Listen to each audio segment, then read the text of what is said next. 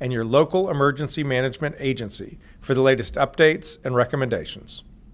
Second, get disaster supplies ready now in case you lose power and can't leave home for a few days. You may need water, non-perishable food, medication, and other supplies for 3 to 5 days for each person and pet in your household. You may also need a flashlight and fresh batteries, a battery-operated radio, a way to keep your phone charged, and blankets and winter clothing. Visit readync.gov for more detailed information about how to prepare for a storm. Third, make a plan. Make a plan for if the power goes out, how you'll safely keep warm, what you'll eat, and who you will call in case you need help. Be ready to reach out to family or authorities for help if you're without power for an extended period of time. The effects of the storm could last for days. Fourth, stay off the roads starting tomorrow. For your own safety and that of others, please do not drive unless it is necessary. And that request will likely extend beyond the weekend. Next week is going to be cold. We expect the temperature to fall below freezing every night for the next 7 days. That means whatever ice or snow that turns to slush during the day will freeze again overnight. Black ice will remain a risk in many places into next week. So plan for the possibility that you'll be stuck at home for a few days. Fifth and finally, as you're getting ready yourself, don't forget to check on your loved ones, neighbors, and anyone you know who might be vulnerable, including the elderly. Over the past year, I've been inspired time and again by the many North Carolinians I've seen lending a helping hand to their neighbors in need. So please look out for your family and yourself and for your neighbors too. North Carolina, that's how we're going to get through this storm together. Thank you. I'll now turn it over to Director Ray and then Secretary Johnson. Director Ray. Thank you, Governor. Good morning, everyone. Winter storm warnings and ice warnings are now in effect through midday Monday for the mountains and the Piedmont. A winter storm watch remains in effect farther east, and as accumulation types and amounts become clearer, the watch will transition to warnings or advisories. Significant wintry precipitation is forecast over the weekend, with major impacts lingering into early next week as dangerously cold temperatures are forecast. Ice accumulation of a quarter inch or more is likely across much of North Carolina Saturday through Monday morning. Areas across the southern mountains, higher elevations into the Blue Ridge Escarpment, and into much of central North Carolina are forecast to see the most impactful ice accumulations, and in some cases, reaching or exceeding 1 inch. As a reminder, ice accumulations of around a ½ inch of ice or more can cause an increase in downed trees or impact power lines and lead to an increase in power outages, as well as hazardous travel conditions. Based on this morning's forecast update, hazardous travel conditions are expected to begin by midday Saturday and will worsen through Sunday and may remain for several days due to those lingering low temperatures. We need all North Carolinians to remain focused on preparing for the potential impacts with a plan and supplies to support you and your family for the next several days. Unnecessary travel not only puts you at risk, but also the public safety personnel, the power crews, and the DOT workers who are working to respond to emergencies, to restore power, and to clear roadways. The State Emergency Response Team, including all our interagency partners, our private sector and nonprofit and volunteer agencies, has been activated here at the State Emergency Operations Center, as well as our regional coordination centers in Kinston, Burlington, and Hickory. We continue to support commodity distribution from our activated warehouses. As of this morning, the State Emergency Response Team has shipped approximately 65 pallets of meals ready to eat, or MREs, and drinking water to assist communities with shelter operations if needed. This is in addition to over 460 cots and blanket shipments to supplement local supply, as well as commodities that have been shipped into local communities over the past several months to assist in building local capacity. Additional commodities are shipping out from our warehouses today into tomorrow. 11 county states of emergency have been declared, and 2 county emergency operations center are activated, with many others monitoring plans to activate this weekend. Communities across the state are opening shelter locations and warming stations. For the most up-to-date information on the resources available in your community, please visit your local government and local emergency management agency's website and social media accounts. Elements of the North Carolina National Guard are active today and pre-positioning across the state to quickly assist the needs of our communities. 95 force packages will be assisting with clearing roadways from downed trees, helping disabled motorists, supplementing our first responders, and assisting with commodity distribution. These force packages include approximately 430 National Guardsmen and women and 170 vehicles, and they will be on station across the state later today. We remain in close coordination with our energy sector partners who are present here at the State EOC and will be closely monitoring power outage information and assisting any needs to quickly restore power in communities that do see outages. The North Carolina Forest Service has placed six task forces on standby to assist local first responders or state agencies with clearing roadways as soon as it's safe to do so. Each task force is comprised of saw crews, heavy equipment, and a mechanic. Additional chainsaw crews are activated, and all 100 counties are staffed with their forestry personnel. Communications personnel and equipment have been pre-deployed to assist with any degradation of 911 systems, radio systems, and phone networks. 44 caches of radios have been deployed to assist with local response efforts, and our partners at the North Carolina Highway Patrol have conducted checks of the systems that support the state's Viper radio system, used by our first responders statewide.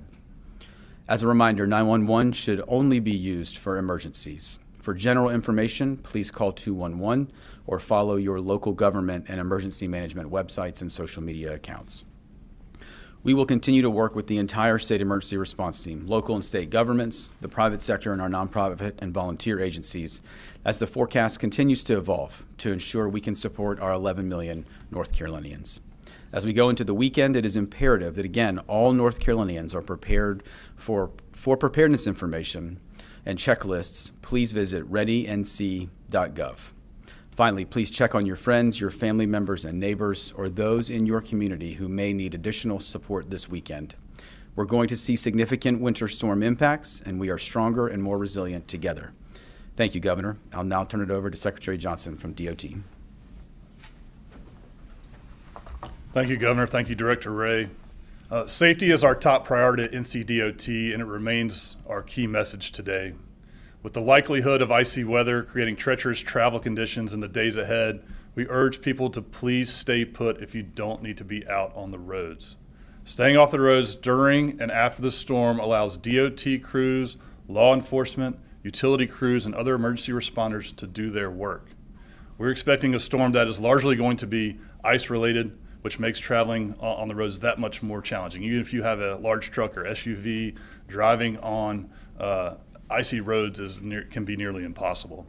We'll also have implemented immediate towing measures with the cooperation of the State Highway Patrol to help remove any vehicles that have been disabled, to help both facilitate clearing of the roads and also to eliminate danger for those traveling on those roads. People may notice messages that we placed on digital highway signs across the state. Crews will focus on these efforts on highways and primary routes. We will continue the effort until NCDOT and the Highway Patrol determine that it is safe to lift these measures. We're also continuing to monitor forecasts closely with the help of our partners at the National Weather Service. Forecasts help us make informed decisions and ensure we're placing resources where they're needed most. That's especially important when a storm has statewide impacts like this one. Our crews are in the process of wrapping up pre-storm preparations. As the governor noted, the department has applied about 2.8 million gallons of brine on the roads and state system. Nearly all 2,100 DOT employees who are trained to respond to such storms have contributed to this effort. They're now transitioning their focus and equipment to be ready to clear the roads as the storm moves in. This includes removing trees and limbs that may fall. Salt on hand is at 160,000 tons, and we continue to secure additional salt and distribute it across the state. So we're in good shape from a supply standpoint. We're taking all precautions possible because we aren't going to take a chance with your safety. I encourage everyone to stay informed, make safe decisions about travel, and ensure you have all the supplies you need in case this ends up being a long-term event. People can visit drivenc.gov to view the latest road conditions and other storm-related information. Thank you. I'll turn it back over to the governor for questions. Thank you, Mr. Secretary. Thank you, Director Ray. If any of y'all have questions, feel free to go to the microphones on either side of the room.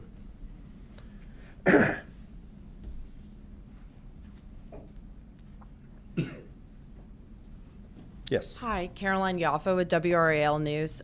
So since we're expecting icy roadways, what should essential workers, state employees do to make sure that they're safe and if the roadways are dangerous, and if they feel that it's not safe to travel, what are the impacts that could mean for the community? Yeah. One area that we have a special concern is whenever you have vulnerable people together, whether that's at a retirement center or at a hospital. And each of those facilities have their own emergency plans. And part of that is having the preparation that folks may have to spend the night at their place of work so that they don't have to travel on the roads back and forth and put themselves at risk or find themselves unable to get back to work where they are desperately needed by the patients or residents of that community. In terms of essential workers for the state, each department, each agency has its own emergency plan and its own way to notify folks of when they should come to work and if they should come to work. Obviously, we don't want anyone traveling who absolutely does not need to, and if they can't get there safely, they should not be on the road.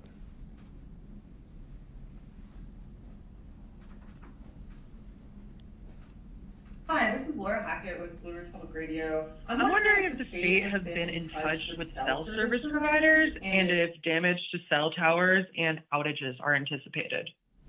We have been here at the Emergency Management Center. We have our private sector partners, whether they're the utilities or they're the cell phone companies, the communications networks. And so we're in regular contact with them, and I'll ask Director Ray to answer to your specific question. Thank you, sir. Thank you for the question. As the governor said, I think one of the things we continue to reinforce here is what we do is not a public sector function only. And so our commercial telecom partners are here as a part of what we do. They are here in the EOC. We are closely monitoring with them what impacts to their networks they are seeing and how then we need to pivot to adjust resources, whether it's an infrastructure issue, whether it's a technology issue, or some other issue kind of impacting their provision of service. So they are very much a part of what we do. They are here with us and are part of our state emergency response team. And as we move through this event, that's one of the areas that we're going to continue to remain significantly focused on is our network statewide to make sure that folks are able to receive any type of emergency alerts or information, certainly from local emergency services. Just to follow up real quick, so Through the monitoring that has already happened, any indication that cell outages will occur? Well, we're always concerned. When you have an ice event like this, it can topple towers. It can have trees fall into towers. So there will also be an incredible demand on the system. Folks are going to be at home. They're going to want information. So we expect that people are really going to be maximally utilizing the networks, which will cause their own issues. That's one reason why we encourage folks to get battery-operated radios so that you can stay informed even if you lose communications through modern means. Michael Perchik, ABC 11. To that point, from a staffing perspective at EOC or local county storm operations centers, what capabilities exist for them to work remotely in the event they're not physically able to get there in person? Yeah, well, as I said, each agency of government, whether it's state agency or county agency, has their own emergency plan. So they know exactly what to do, who they've identified before the storm hits, who are emergency personnel. They've identified whether that person can perform his or her work remotely or must come into the office. Obviously, we need law enforcement, we need fire, we need EMS to be in their places of work so that when they need to respond, they can. This is one thing, unfortunately, because North Carolina has experienced so many storms of all types, whether they're winter storms like this or hurricanes, the governmental entities, they're well prepared. As a follow-up, can you speak to the lessons learned from some of those prior storms and how you're able to kind of troubleshoot some of the issues you may have run into in the past to try and avoid them moving forward? Yeah, I'll have Director Ray speak to the redundancies, but clearly we became too dependent on a single means of communication, which is our cell phone. And so we have worked hard to ensure that we have redundant means of communicating, certainly among emergency personnel. And I will ask Director Ray to come forward and speak more. Thank you, sir. I think specific to the communications point that the governor was making, and I think to expand on what we talked about yesterday, I think most of the agencies you see up here on the stage, most of the agencies represented in the state EOC or our regional centers and certainly locally have taken lessons learned most recently from Helene or some of the more recent events and invested in some of the redundant satellite-based technologies for redundant communication. We have a variety of redundant communications platforms, whether it's radio caches, mobile towers, mobile data systems that are able to be deployed from a variety of agencies out across the state. Some of the pre-planning, for example, that our 911 community in the state has really been focused on over the last couple of years is a failover system, so that if a local 911 center in a jurisdiction is impacted, there is a failover plan for an unimpacted area to be able to continue to receive 911 calls. And again, that's the great work that community has done in reaction to many of our events. I think broadly, we always want to take a retrospective look at what we do and how we do it and how we can get better. We've done that for every event, low-level ones or major ones like we've experienced in the last couple of years, and it's certainly one that we will continue to do as we all move through this event. And just to add, I'll ask Colonel Johnson to come forward. He just briefed me on an investment that the Highway Patrol has done in the Viper network to help ensure its continued functionality even when a tower or two gets knocked out. And the radios, you can talk about radios. Yes, sir. Thank you, Governor. To that question, so the patrol maintains the state communication system across the state. And one of the investments that I was explaining to the governor is that they have the ability to adjust. So if a tower is impacted by a storm, a tower that's in an area that's not impacted can readjust its microwave system and overlap that area. So the stuff continues to work and it can communicate. All our emergency services partners that operate on that system. Then another thing we have, so if you have a local agency has their communication system that's not totally on the Viper state system, we have, Director Ray mentioned it, caches of radios. What that is handheld radios that operate on this state communication system. We have about a little over 3,000 of those. We can deploy those things into those communities and hand them to these agencies so they can operate. Yes, sir. Thank you. Thanks. Any other questions in the room? If not, we'll go to those who are calling in. If you could please identify yourself and where you're calling from. Hi, this is Claudia Rivera Coto with Enlace Latino NC. Regarding shelters, what assurance are there in place to ensure Latino communities can access them without being questioned about immigration status or required to show state IDs or even having the information shared with ICE? Yeah. The shelters are operated locally, and we are in contact with our county management agencies, emergency management agencies. 11 counties have so far declared a state of emergency. Others we expect will do so today. Whether or not a local emergency has been declared, many counties are preparing either shelters or warming stations, and they are welcoming all people to come in. Director, anything to add? Thank you. Any other questions?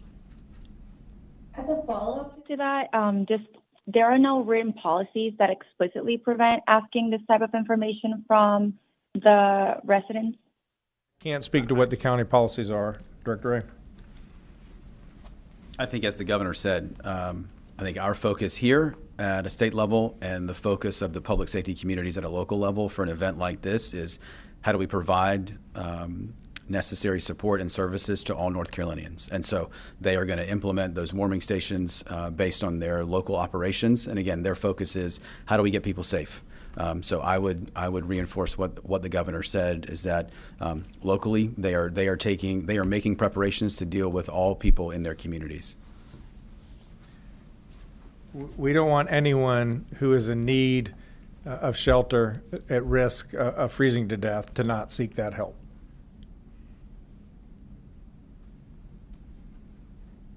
We're not seeing any additional questions online. Thank you all for being here.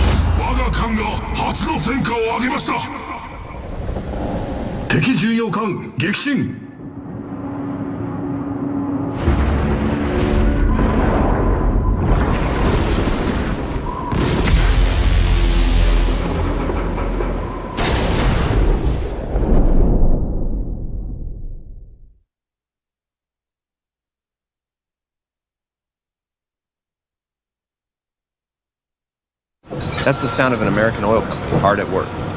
Want to be a part of it? Listen up. Hello, my name is Adam Ferrari, and I'm the CEO of Phoenix Energy. I look forward to you joining us at our next webinar where you can drill deeper into our bond offering. We currently offer 2 investment opportunities, a private placement bond offering for accredited investors with target annual interest rates between 9 and 13%. Also, we offer a registered bond offering open to both accredited and non-accredited investors with rates ranging from 9 to 12%. Our daily production rates have risen as high as 39,000 barrels of oil per day. We've sold more than 10 million barrels, and we're just getting started. Sign up for the webinar and start your journey with Phoenix Energy today.